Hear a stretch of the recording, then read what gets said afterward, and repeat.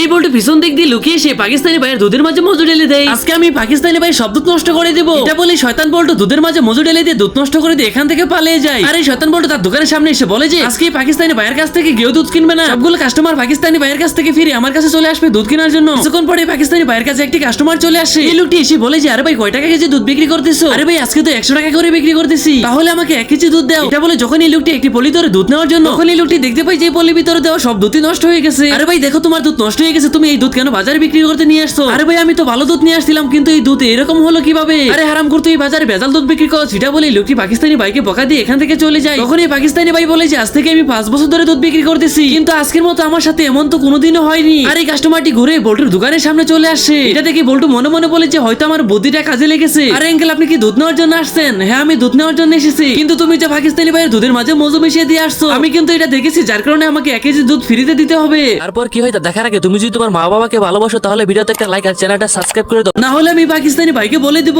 তখন এই বল্টু বলে যে অন্যের ক্ষতি করে লাভ নেই, নিজেরই ক্ষতি হয়ে যায়।